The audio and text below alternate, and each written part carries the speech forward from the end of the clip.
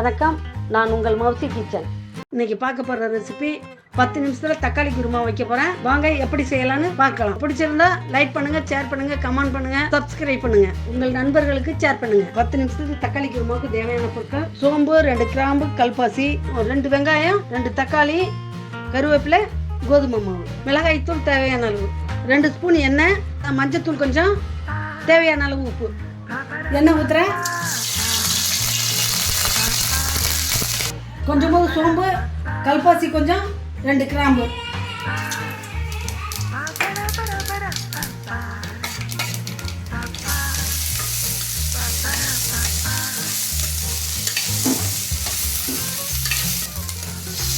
ரெண்டு வெங்காயம் போட்டிருக்கேன்.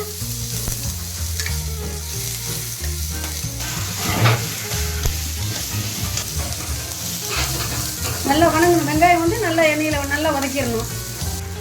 2 தக்காளி போட போகிறேன்.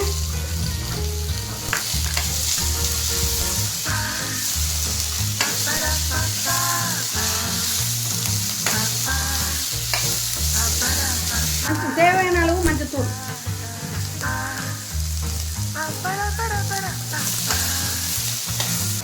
கருவேப்பிலை போடுறேன்.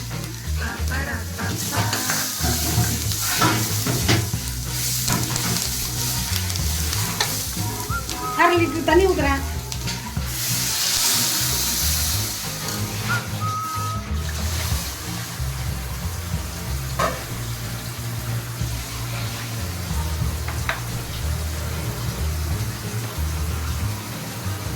மிளகாத்தூள் 1 ஸ்பூன் போடுறேன். பெரிய ஸ்பூனால் மிளகாத்தூள், பெரிய ஸ்பூனால 1 ஸ்பூன் மிளகாத்தூள் போடுறேன்.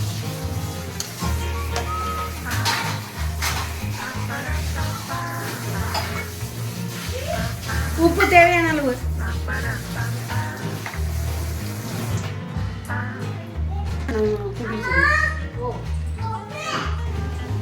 தக்காளி வெங்காயம் 3 நிமிஷம் நல்லா கொதிச்சிருச்சு, நல்லா வெந்துருச்சு. இப்போ கோதுமை மாவு கரைச்சிக்கலாம்.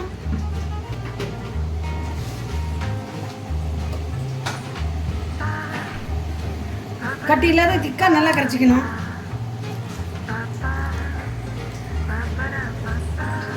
குருமாவுக்கு தகுந்த அளவு கோதுமை மாவு ஊற்றிக்கணும்.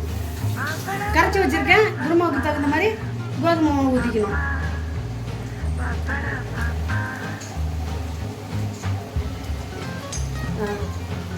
குருமா கெட்டியாக வரதுக்கு தான் நாங்கள் கோதுமை மாவு ஊற்றுறோம். அந்த அளவுக்கு நீங்கள் தேவையான அளவு கோதுமை மாவு ஊற்றிக்கிங்க.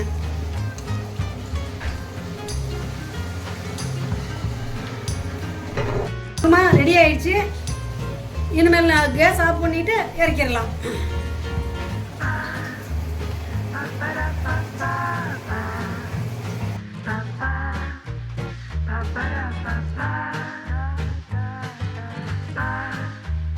வீடியோ பார்த்த அனைவருக்கும் நன்றி.